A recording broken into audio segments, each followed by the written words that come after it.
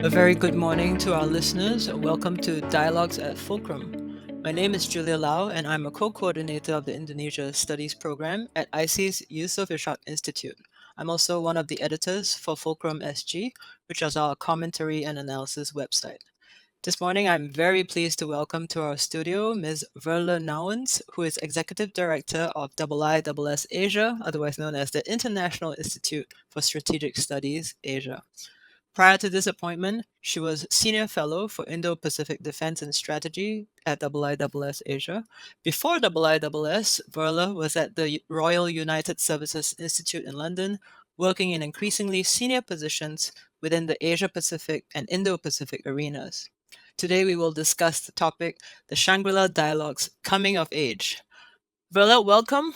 And before we get started on the substantive questions, may I ask you to introduce yourself a little bit more to our listeners and perhaps let us know a little more about your background and your current preoccupations at IISS Asia post SLD?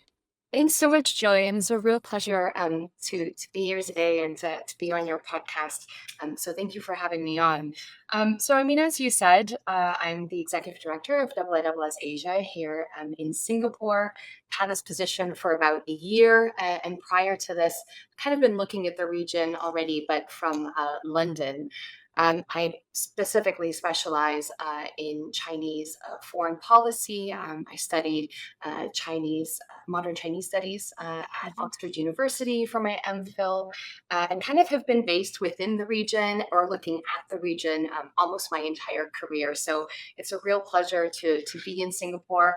I used to work briefly at the EU delegation in Singapore as a policy officer as well, looking at regional security questions. So it's just a delight to be back. Looking at kind of my tasks here as ED, of course, there's the Shangri-La Dialogue process. We have the Sherpa and the dialogue itself every year, but we do a lot of other convening too. So I help direct that, whether that be our annual advanced technology workshop or our other convening platforms like the Raffles Lecture, where we bring notable figures from around the world to Singapore to give a speech on pertinent security questions. And then, of course, the other aspect of what we do here at IISS Asia is research. So there are 4 research programs here at the office, and I help them to make sure that we're looking at the right questions that this region is dealing with. That's great. And that sounds like you have a lot to keep you occupied until the next SLD. So generally, I guess, for today, all of the questions will be about your major takeaways from the 2024 edition of the SLD. And the first few questions will sort of revolve around this giant elephant in the region, which all the small and medium Southeast Asian countries are worried about. And the first thing we'll start with is this idea of dueling narratives. So I caveat here is I did not attend SLD, but I read a lot of the news coming out of it. So you moderated a session titled Deterrence and Reassurance in the Asia Pacific. This was a special session. There was a debutante, Yusindo PACOM Commander Samuel Paparo, but he spoke alongside 4-time veteran, former Chinese Vice Minister of Foreign Affairs, Cui Tiankai, whom I've actually seen speak in person in Washington, D.C. a long time ago when he was ambassador. So they got to an intense exchange at the start of the opening of the plenary Q&A, which perhaps sort of exemplifies something that they ultimately agreed on, which is the need for further dialogue to develop mutual understanding. However, the contrast between them, so one military guy versus a diplomat, and the message that they each gave, right? One emphasizing on operational aspects of deterrence versus a broader discussion about principles, suggests that the U.S. and China remain entangled, if you will, in a duel of narratives. In your view, are the messages coming out of this particular session signals that we should take note of a hardening position between the US and China? Or do you think there is true sort of growing acknowledgement on both sides of their need for cooperation? And I think that's such a great question to start with. But maybe if I just step back just for one minute, just to Yeah. elucidate a little bit more about how the Shangri-La Dialogue works, and in particular the special sessions. So there's kind of Mm, three parts. There's the plenaries in the main ballroom, and then there are special sessions. And like last year, we had 6 special sessions this year. But unlike last year, we've decided to live stream all of them. So that really kind of opens up the opportunity for everyone to engage, whether you're in the room or not. And I would say that everyone's engagement on X or other platforms has been really phenomenal, and interesting to see how everyone's kind of processing what's being said. mm, So hopefully that's something that next year will be one for everyone to look forward to as well, whether you're in Singapore or not. But I think your question about these two positions that you noted. So on the one hand, hardening positions, and on the other hand, the need for dialogue. I don't think that those are two mutually exclusive positions held by either country. To be honest, right. it's clear that the United States strongly believes in the value of deterrence. I think Admiral Picaro even noted that deterrence is our first duty. Mm, And of course, he went into depth on the notion of extended deterrence as well, in which there's closer operational integration between the United States and its allies and partners, and how key that is. I think that's something that came out of Secretary Austin's intervention as well. But I think that that counts for China too, right? So China has itself also been investing in major military modernization ambitions and capabilities. And so it's clear that China also really prioritizes deterrence as a way that it sees it's necessary to catch up to the United States. Um, it's clear also that the two countries view each other's behavior as destabilizing. And I think when it comes then to dialogue, though, that hasn't necessarily precluded the need for dialogue. And in fact, maybe it's even enhanced the need for dialogue. I think that we saw both gentlemen on the panel kind of at times underscore the need for dialogue, and the fact that they were trying to explain one another's positions as well. Um, I think the two also got into a very interesting battle when we talk about dueling of narratives. I think there was a really mm, interesting battle of Kissinger quotes. I don't mm. know whether that's one that you came across, but Ambassador Sway, I think he asked a very interesting question right off the bat, which is, that Dr. Henry Kissinger, he said, was a mastermind of deterrence, but he questioned whether that had served as well. It's an Mm, interesting question, but like I said, of course, China has, of course, pursued its own deterrence capabilities. And Picaro then came back and said, none of us want to fight at the end of the day.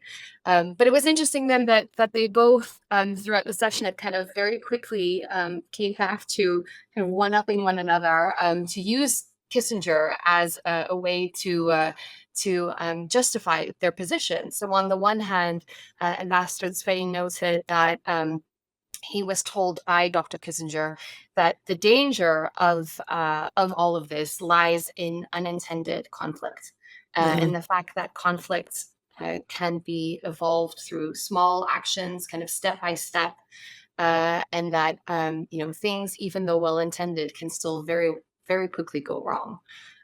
Whereas Paparo, on the other hand, then very quickly came back and said, well, Kissinger told me that, quote unquote, I prove everything what you're doing and keep doing it. So, these two, I think, were really interesting angles for both gentlemen to come at. But ultimately, I don't think really stressed the fact that neither of them are looking to not talk to each other. At the end of the day, they're still on the same panel engaging with one another, which was excellent. And we saw a brief handshake as well behind my back, which I didn't catch in the moment. I've seen online since. And I would just Yeah. say, we did have others on the panel, of course. It wasn't just a panel of the United States and China. Mm, And there was a very interesting and pertinent question, I think, about reassurance, because reassurance was kind of addressed in the respect of how to reassure partners and allies. But there was mm, a question from the audience which asked, how do you reassure adversaries?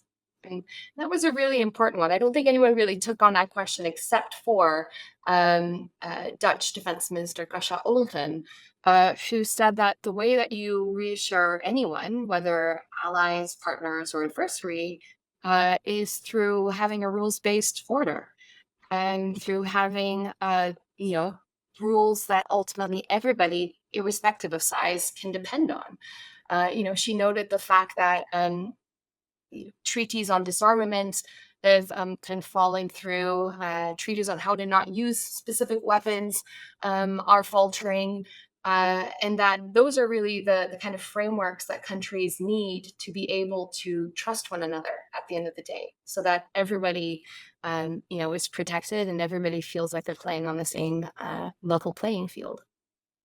That's a good point you made about reassurance. And earlier this year, when I met Melissa Brown, she focused on that point as well, because I was telling her that in this region, often the smaller and middle-sized countries look to America and China, and we all have to work with each other. And Mm. it's not reassuring to see the big guys fighting, and it's great to see them talking, like you said.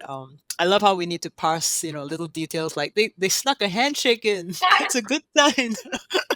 That was a That good one. yeah, yeah. That's a good lead up to the next question, which is again this point about talking, right? So one of the highlights from SLD 21 was the rare discussion held between the defense chiefs from both countries, US and China. However, like you pointed out from that special session, that there was also some pointed language that they used in the respective plenaries. How do you think, in general, and SLD has gone on for now 20 years and counting, how have the dialogue and discussions at SLD this year altered the trajectory of the US China relationship, if at all? Or if you wish to take this question further, to step back and say, over the last 2 decades, has this helped, if you will, keep the trajectory on track, I suppose? Yeah, look, I think when it comes to the Shangri-La Dialogue, it's clear that all eyes are on the United States and China, and that Mm, has been the case for as long as both defense ministers have been participating, which hasn't always been the case, right? So yeah, early on, that wasn't the case. But I think it's encouraging for all to see that both the defense minister of China and the defense secretary of the United States do participate and do take it very seriously, and are quite committed to engaging with the regional but also global community at platforms like the Shangri-La Dialogue, and indeed the Shangri-La Dialogue itself specifically. So the number one question that I tend to get leading up to the Shangri-La Dialogue is, are the United States and China going to meet? mm, Not just are they going to participate, but are they going to have a bilateral meeting? And for those who aren't aware of the Shangri-La Dialogue, there is, of course, the kind of public engagement a little bit of it, where you have the plenary and the special sessions and panels where the audience can engage. But then the second part is really the bilaterals that are being held, and also minilaterals increasingly on the sidelines. So it really is kind of a track one plus summit. mm, Um, so the question of whether they were going to meet came up a lot, and very quickly there were rumors, of course, in the press that they were going to meet, and then that was finally confirmed right before the dialogue. I think for everybody in the region and outside of the region, that's a positive signal. Um, I think these small tactical agreements seem to come out of these discussions. So the discussion to, for example, explore theater command level talks, but just the fact that they have face-to-face meetings is encouraging. But I don't think necessarily that that we should be under the impression that this changes the overall strategic direction of these two countries and their bilateral relationship. I think that is a much bigger question, and one that is, very much a structural question as well. I think that that bigger question of what is the worldview of China? What is the worldview of the United States? What are the rules in which they want to operate on? How do they view one another strategically? That's not something that you're going to iron out in one meeting, right. but it is, of course, a really important point that you do need to keep meeting. Um, I think this is the first time that the two defense ministers, of course, we have a new Chinese defense minister, Mhm. but it's the first time that they've met in 18 months. So I think that was incredibly important. And I think Austin himself noted that this was a frank conversation, but a really important one. I think both the ministers, both Minister Dongjun and Secretary Austin, again underscored that importance. I think it was interesting that Secretary Austin, for example, said that there is no substitute for open lines of communication to avoid misunderstanding and miscalculations. And he said that dialogue is not a reward; it's a necessity. I think many will feel that way. So this was encouraging, but I guess we'll have to wait and see when that next meeting will be. Right. Do you think this has elevated the Shangri-La Dialogue to the level of an institution of some kind in that sense? I mean, I think it is certainly a kind of a calendar marker Mm. in many countries' diaries. We've seen um, many different countries from inside, but especially outside the region as well, really look to the Shangri-La Dialogue and look to participate more actively in the Shangri-La Dialogue. And I think that's certainly the case for the United States and China as well.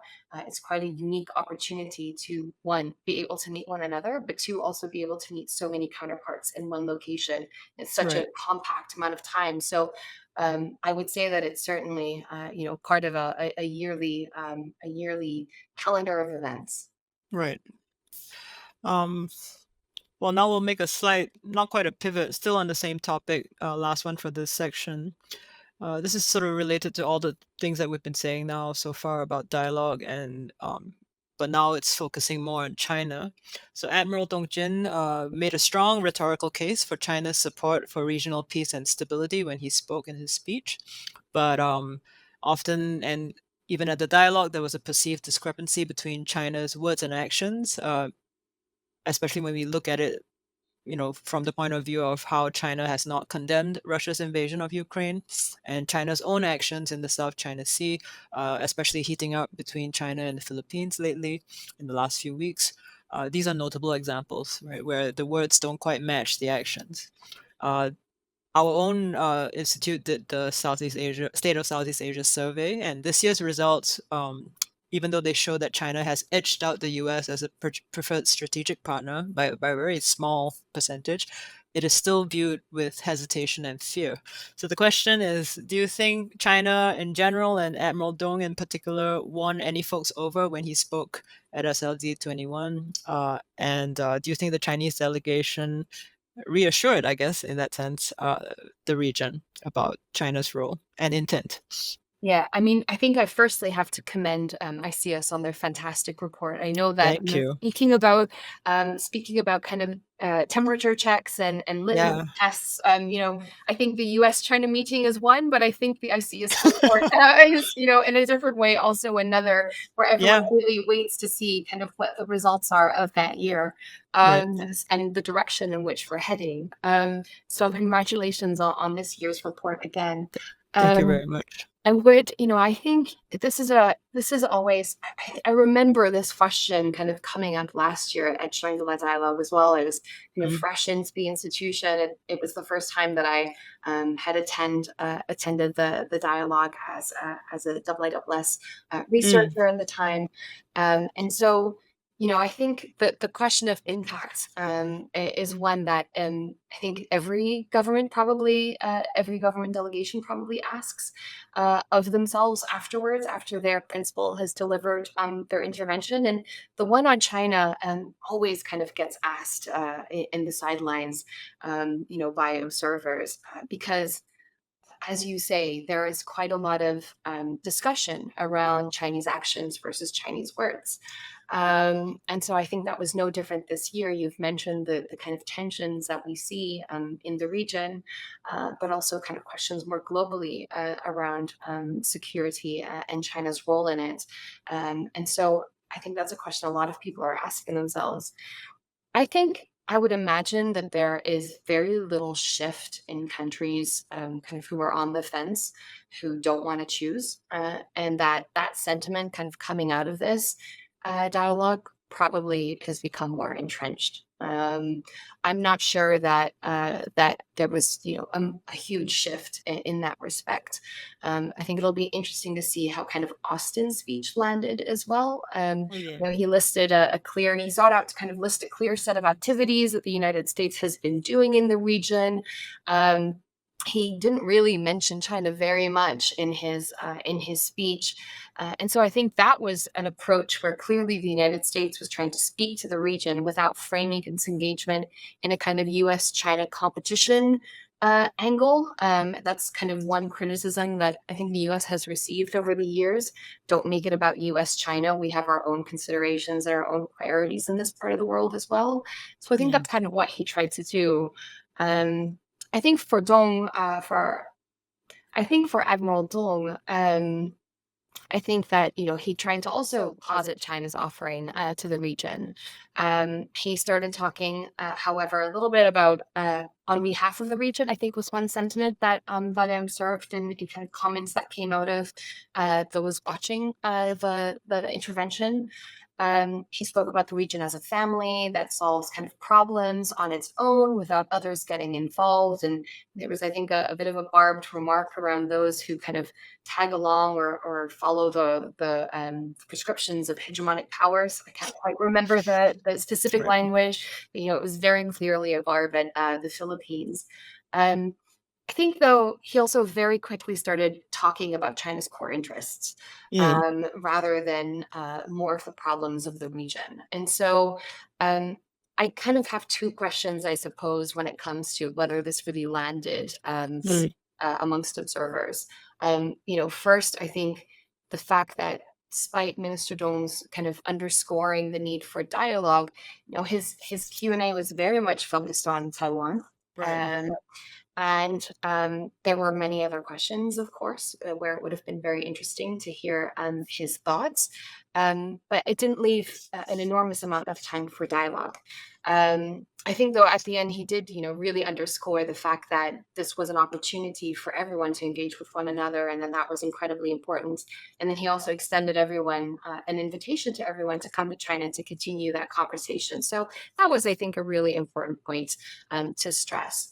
But Mm. secondly, I'd say that, even if some countries in the region don't necessarily support the approach that the Philippines is taking, I think it's difficult to ignore some of the more assertive actions that China is taking at sea or in the air, for example. And as you say, therefore, the results that we see in the State of Southeast Asia report make it clear that whilst China is an economic reality and a power, and that countries must engage with, there is a real security concern, and I'm just not sure whether his intervention quelled any of those concerns necessarily. Right. So we'll see as more analysis, I suppose, comes out over the next few weeks. Right. And the next question is about the Philippines, but it sort of draws nicely from what you were talking about in the sort of second half of what you were saying. So since taking office, President Bongbong Marcos has been very strident, right, in his commitment to defending the Philippines' maritime territory. And in recent weeks, like I mentioned earlier, there's been clashes and sort of exchange of sharp words and beyond that, right? And Chinese actions in certain parts of the South China Sea certainly look very threatening to the Philippines. So Marcos has signaled his own resolve to do whatever it takes to protect the Philippines to the last square inch, to the last square millimeter in the SCS. This is in stark contrast to the two Chinese officials' calls during SLD, and generally for bilateral approaches to mitigating conflict in the South China Sea, and for the Philippines to exercise strategic autonomy. How do you think the dialogue at SLD has helped to ease tensions on the South China Sea conflict, or do you think at this point, have tensions boiled over to the point uh, that dialogue alone is insufficient? So I think this is a key question. I think that was the question on everyone's mind with regards to the keynote for this year. What approach was President Marcos Jr. going to take? Mm. Was he kind of going to come out arm swinging, or was it going to be a conciliatory approach? No, I thought he really focused, by and large, on the need for the rule of law, and the sovereign rights of states, which was a clearly an important message that he wanted to get across. Um, I think that both sides have recognized that the dialogue must continue. I think that we have seen, of course, between the Philippines and China, this crisis management memorandum of understanding, which was signed. I can't quite remember when that was signed, but not too long ago. There's a question as to how that is implemented and how long that really holds. But Mhm. it's clear that I think both sides recognize that this could very quickly escalate. We spoke about that mention of Ambassador Cui regarding Dr. Kissinger's caution that things can spiral very quickly, intended or not. And I think that's certainly the case Yeah. here. I think there was, quite a lot of attention being drawn to the red line or so-called red line that President Marcos referred to during the Q&A after his keynote address around, the fact that the willful use of force in which a Philippine citizen, Um, uh, you know, dies and yes. comes very close to an act of war. I mean, he gave two. It sounded very strong. He, of course, also gave two qualifiers within that answer. So I think that was a sign of, this is a very dangerous situation. This doesn't necessarily mean this is my clear cut red line, and therefore, if this happens, I will do X. But I think it was a signal that he was sending, in which he was saying this is a situation which is unstable, in which there are unintended consequences that can happen very quickly, which are very dangerous. Yeah, that's right. And it was one of the answers was almost certainly, right? There would almost Yeah, certainly be. almost certainly. Exactly, almost certainly. I'm like, okay, that's being very careful. Yeah, yeah. But I think that's the point, right? Is that both are clearly, again, as with the United States and China, I would say both sides are very entrenched in their position. Mhm. And it's clear that kind of they don't see eye to eye on the situation, what the cause of it is, and how to necessarily resolve it. But this is why, even if dialogue is not sufficient, is better than absolutely nothing. And that's why these types of interactions, I think, are so incredibly vital. That's right. And I think for China, I'm sure they're well aware when you're talking to the Philippines, because they're a treaty ally of the United States, you're not really just talking bilaterally. You're always talking with this big shadow looming in the background. I always feel we should give everyone a copy of Perceptions and Misperceptions in International Politics. Uh, but that's for a different day. All right. With that, we'll turn to the last question about SLD.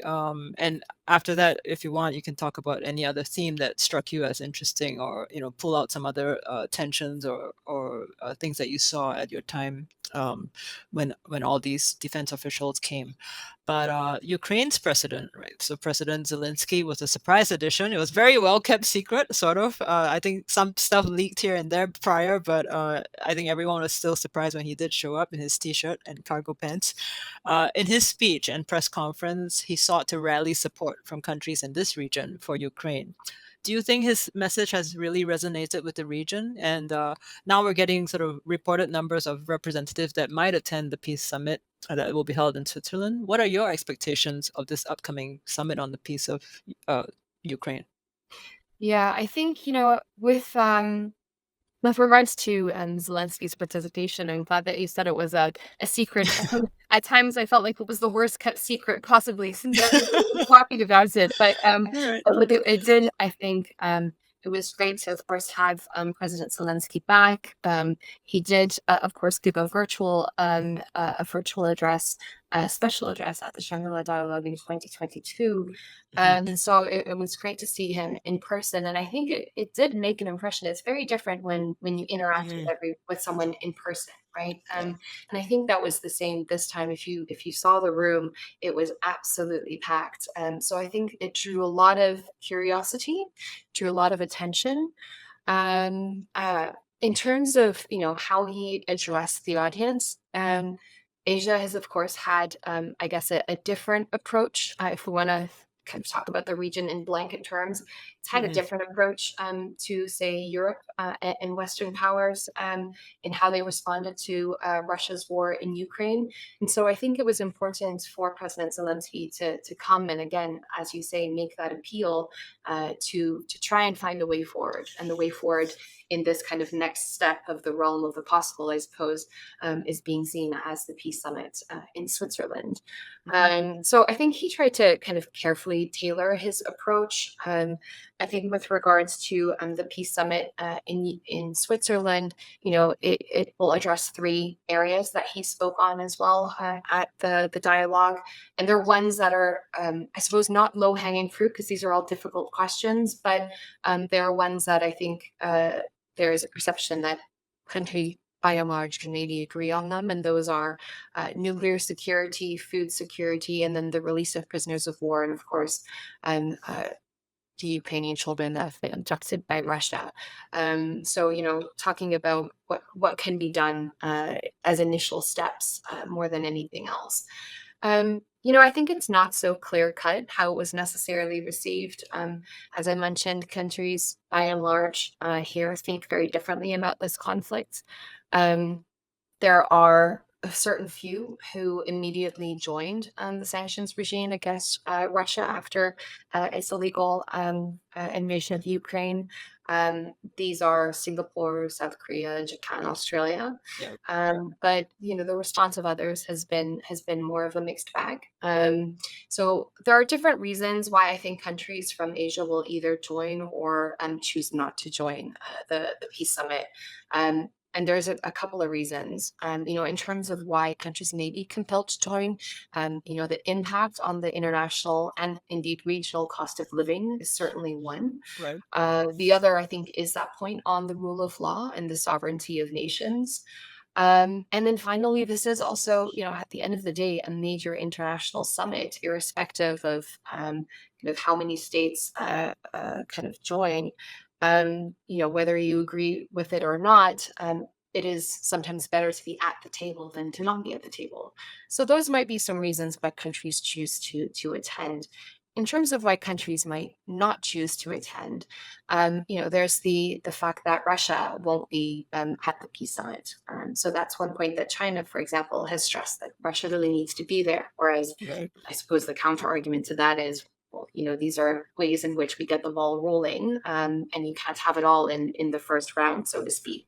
Hmm. Um, there's also, of course, the perception that regional conflicts here, or conflicts which have more of, I suppose, a personal link to the region, cultural, historical, political, you name it, that those are ones that are more of a priority at the moment, be that Myanmar, be that Gaza, the Right. Israel-Gaza conflict. So I think that, those kinds of questions, we saw them come up during the session. Indeed, we did have a question in the audience also about double standards around Gaza versus Ukraine. And I think here it was an important question in the end. I think that to be asked, it's one that really plays very much amongst certain communities and countries here in Asia. That there's this perception that more care is given or more attention is given to the conflict in Ukraine or in Ukraine than the Israel-Gaza conflict. And I think he took that question, President took that question head on. And he said, I think he sought to really distinguish between the two, and that these two are conflicts in their own rights and should be addressed as such without necessarily being entangled between one another. So I think that was a really interesting question, and I'd be curious to kind of see the reactions to that and how observers responded to that take, because I think it's a really important one and a really important question that many are thinking of. Yeah. Yeah, I think you're right. I think both conflicts are terrible in their own right. Yeah. And just because people pay attention to more to one than the other does not make the other one, in that sense, more diminished. I think what's difficult in this region, so I study Indonesia, and certainly the feeling in Indonesia, Malaysia, and majority Muslim countries is that how, to put it very crudely, how much does the death toll have to be? Mm. And similarly, women and children and older people are being slaughtered in both Ukraine and Gaza, but somehow the outrage doesn't seem to be there, right? Or if the outrage is there, it's measured or moderated in some calibrated way that people sort of can't wrap their heads around. But you're right. I think both conflicts are terrible ones that the world should try and solve. But every day you read the news and it doesn't seem like we're getting any closer to that, unfortunately. So we've gone around the world. We've talked about US, China, the Philippines, closer to the region, and further away, Ukraine. Is there any other theme or takeaway from SLD that we haven't touched on that you would like to just discuss a little bit? Look, I think there were quite a few additional themes at this year's dialogue. We're not going to be able to kind of discuss them all Sure. in depth, and I would encourage everybody to go to our to the IISS YouTube account where you can watch all the plenaries and all the special sessions again in full, both the presentations or the interventions, and then the Q&A. That I think is a I would encourage everyone to do that. But I think in terms of other themes, look, I think the overarching one is the world is getting more complex, not less Hmm. complex. Regions and issues are becoming more intertwined and tangled up with one another. That has a direct impact on perceptions of security and responses to security. One topic that we didn't quite touch on today, but which we're certainly looking more at, is the role of new and emerging technologies in defense, in escalation, and in security more broadly, as solutions as well become more diversified in the tech realm. So this is one that I think is really important. And I think also, whilst we've kind of spoken about the major kind of, big geopolitical competition piece, I think we can't lose sight of the fact that many of the speakers at Shangri-La Dialogue, come with a whole host of other security challenges and needs and priorities, be that, from illegal fishing to, I think, the cost of living more generally and human security, and then climate change. And these are really real questions for countries large and small that deserve just as much of attention. And so we saw that. I would point towards a couple of different special sessions. One in particular is that of small state security, where we had, the defense minister of the Maldives, for example, speak. Right. And I think those types of questions we really can't lose sight of. They don't tend to make the headlines, but they are, I think, very real for most countries in the Asia Pacific. Yeah, I think those are great points. Okay, the last question is an easy one. I like to ask this of all of the guests I speak to. If someone younger today were to look at you and go, someday I'd like to be Veerle Nouwens, I would like to be executive director of a think tank. Looking back on your own career, what would you say were maybe the highlights, or did you always know that someday you would do a job like this? And how did you get here, I guess? Yeah, that's a really good question. How did I get here? Sometimes I'm not entirely sure myself. I think that's the kind of things that I would encourage younger kind of the next bright generation that will Right. feed us, Julia. I think That will solve all yeah, those that all will those solve all problems the that we cannot problems. solve. Exactly. And who will inherit a really complicated world, That's unfortunately. right. That's right. I think I would encourage a few things. Firstly, to really just be yourself. I think don't try to be anybody other than yourself. I think that's the first rule that I learned over the years. Especially when I was younger and entering into kind of my first steps in my career. You always do that with a certain level of trepidation, but it's all a Hmm. learning process for everybody. So you just need to ultimately be yourself in those situations.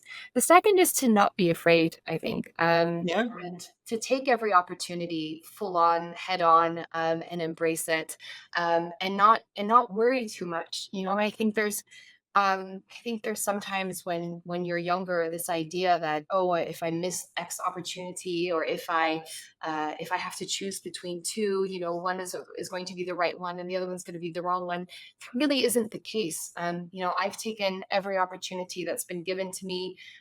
Some I haven't been able to take up, but everything, it does work out in the end. And I think you just need to kind of think about what you want to do.